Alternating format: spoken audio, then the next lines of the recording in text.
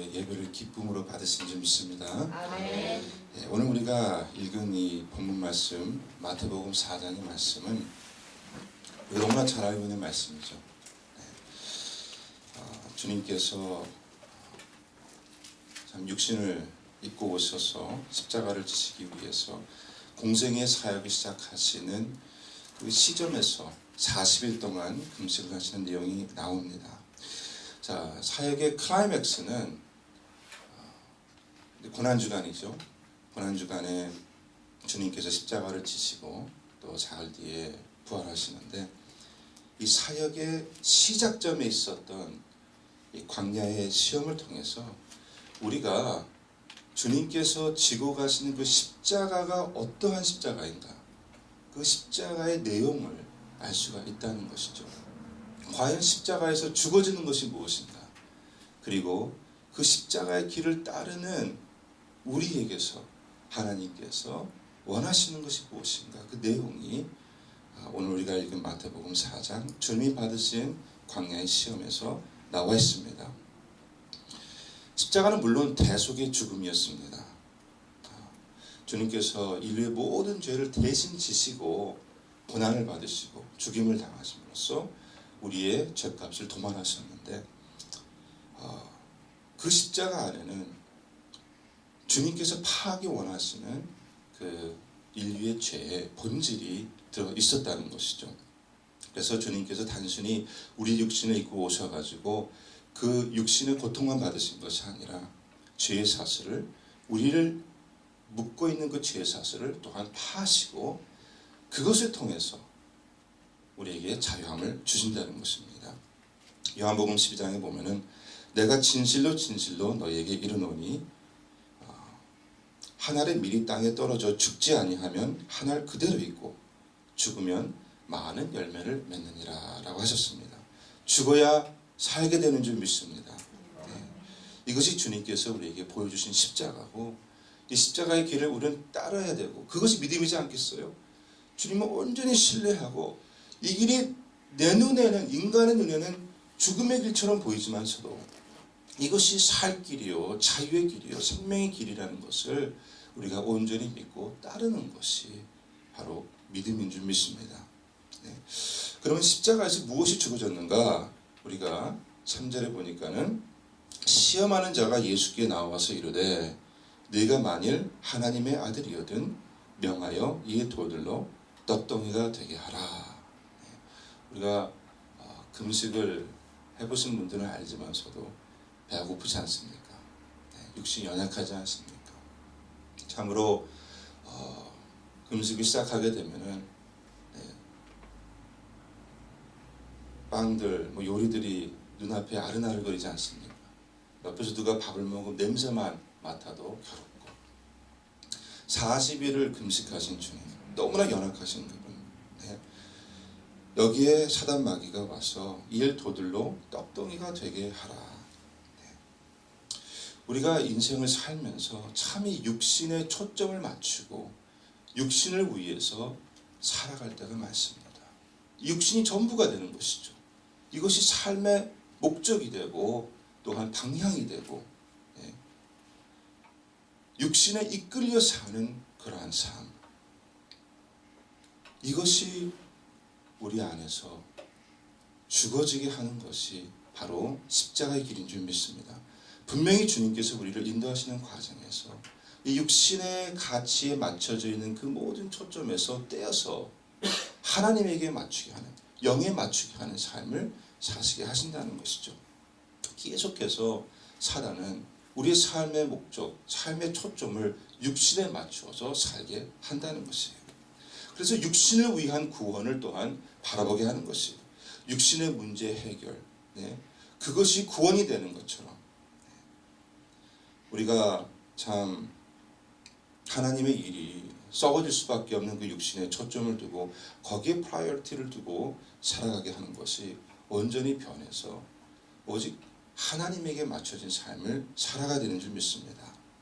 요한복음 6장에 보면은 우리가 잘 알고 있는 오병이어의 기적이 나오지 않습니까? 백성들이 배불리 먹게 되었을 때에 그 사람들이 예수께서 행하신 이 표적을 보고 말하되 이는 참으로 세상에 오실 그 선지자라 하더라. 그러므로 예수께서 그들이 와서 자기를 억지로 붙들어 임금으로 삼으려는 줄 아시고 다시 혼자 산으로 떠나가시니라. 우리의 육신의 문제를 해결시켜 주시는 하나님, 이분을 우리로 왕을 세우자. 그때 주님께서는 떠나가셨다는 것이에요. 그런 구원을 위해서 오지 아니하셨기 때문에, 그러한 구원을 이루시는 메시아가 아니시기 때문에 육신을 위해서 육신의 존재, 거기에 초점, 포커스를 맞추고 살아가는 것이 아니라는 것을 주님께서 보여주시는 것이죠. 그래서 주님은 사람이 떡으로만 살 것이 아니요 하나님의 입으로부터 나오는 모든 말씀으로 살 것이라. 그래서 내가 더 이상 떡으로 살지 아니할 때에, 우리가 하나님의 말씀으로 살 때에, 그것이 진정으로 십자가를 지는 길인 줄 믿습니다. 네. 두 번째로 우리가 5절에서 6절에 보니까는 이에 마귀가 예수를 거룩한 성으로 데려다가 성전 꼭대기에 세우고 이르되 내가 만일 하나님의 아들이거든 뛰어내리라 기록하였으되 그가 너를 위하여 그 사자들을 명하시리니 그들이 손으로 너를 받들어 발이 돌에 부딪히지 않게 하리로다 하였느니라. 네, 두 번째의 마귀의 시험도 참 달콤합니다. 거기에 또 하나님 말씀까지 곁들여가지고 거칠 것이 없게 참 이사와 그 이적과 그 기적을 행함으로써 능력을 보여주고 이 능력으로 참 우리의 문제를 해결하고 내가 떨어진다 할지라도 내 발이 땅에 닿지 않게 하는 그러한 놀라운 능력. 우리가 삶에 많은 사람들이 열심히 무엇을 위해 따라다니느냐 보니까는 자기의 능력을 더 키워서 자기의 모든 문제를 해결하는 것이죠. 자기가 자기의 구원자가 되는 것이에요. 더 이상 하나님이 필요 없고 또 그러한 능력을 행함으로써 많은 사람들의 그 저항을 받는 것. 우리가 성경에 보면은 그런 사람이 있었어요. 사도행전 8장에 보니까는 초대교회 당시에 사마리아에 큰 능력을 행하는 마술사 시몬이 있었습니다. 그런데 이 마술이 뭐예요? 사람 눈속임이지 않습니까? 진정한 능력은 아니죠. 그런데 그의 실력이 얼마나 대단했는지 사마리아 사람들이 낮은 사람부터 높은 사람까지 다 따르며 이 사람이 크다라고 추앙했어요. 그리고 자기 자신을 스스로 자칭하여서 큰 자, 나는 큰 자라는 것이죠. 이것을 위해서 살아가는 것, 이것이 죄의 모습이에요. 진정한 하나님의 능력을 의지하고 사는 것이 아니라 내 능력으로 나의 문제를 해결해서 내가 떨어진다 할지라도 내 발이 땅에 닿지 아니하는 것. 그런 기적을 싫어할 사람이 누가 있겠습니까? 그런 능력을 싫어할 사람이 어디 있겠어요? 사람들이 다 좋아하죠. 요즘도 이렇게 그 인기 있는 뭐 블록버스터 무비들을 보면은 다 슈퍼히로 영화들이 나오지 않습니까? 다 대박치는 거 보면 슈퍼히로예요. 사람이 어떤 특별한 능력을 갖게 되어서 그 능력 가지고 어떤 대단한 뭐 문제를 해결한다던가 일을 이루는 것을 사람들은 좋아합니다. 또 과학과 기술의 발달로 인류가 더 큰 능력을 확보하면서 인류의 문제를 스스로 해결해 가려고 하는 하나님 없이도 살아갈 수 있는 세상, 이것을 구원으로 만들어 버렸다는 것이죠. 내가 능력만 있으면 그것이 돈이 될 수도 있는 것이죠. 나에게는 no more problem. 이것이 바벨탑을 쌓는 것이고 우상을 세우는 것이고 하나님을 시험케 하는 것이라는 것이에요. 그래서 주님께서는 기록하였으되 주 너의 하나님을 시험하지 말라. 이것이 하나님을 시험하는 것이라는 것이에요. 우리가 그 어떠한 것으로도 구원을 이룰 수 없는 줄 믿습니다. 내가 나 스스로의 구원자가 될 수가 없다라는 것이죠. 작은 것부터 큰 것까지 모든 것을 하나님의 능력을 의지함으로써 구원을 받는 저 여러분 되시기를 바랍니다. 이런 것들이 죽어지는 것이 바로 십자가 역사라는 것이에요. 분명 하나님께서 우리를 이끄시면서 이 문제, 내 안에 나를 의지하고 내 능력을 의지하고 나를 구원케 하려는 어떠한 그러한 죄적인 성향을 분명히 주님께서 타치하실 것이라는 것이에요. 그래서 세 번째로 우리가 8절에서 9절 말씀에 보면은 마귀가 또 그를 데리고 지극히 높은 산으로 가서 천하 만국과 그 영광을 보여 이르되 만일 내게 엎드려 경배하면 이 모든 것을 내게 주리라. 우리가 맨하탄 바라보면서 가끔 하는 말이 저 수많은 건물 하나만 좀 주면 많은 것을 할 텐데, 여기 보니까는 세상의 모든, 누가복음에 보면은 모든 권위와 그 영광을 내가 내게 주리라 나와 있죠. 여러분 여기 보니까는 이 모든 것을 가지게 될 때에 그 권위와 그 영광이라는 것은 무엇이에요? 내가 영광을 구한다는 것은 내 가치가 높아지는 것이지 않습니까? 그 사람이 타락한 인간이 원하는 것이요, 하나님과 같이 되기를 원하고 내 가치가 승화되기를 원하는 것. 하나님이 높아지는 것을 위해서 내가 오늘도 살아가는 것인가? 아니면 내가 높아지기 위해서 살아가는 것인가? 내 영광과 내 권위.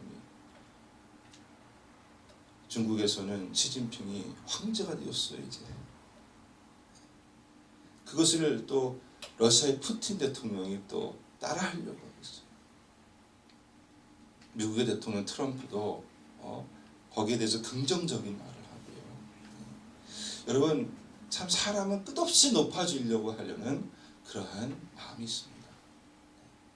그것이 대통령만이 아니라 우리가 가정에서도 사람들 사회에서도 비교해가지고 누구보다 높아져서 더 많은 영광을 받고 더 많은 인정을 받고 더 유명해지려고 하는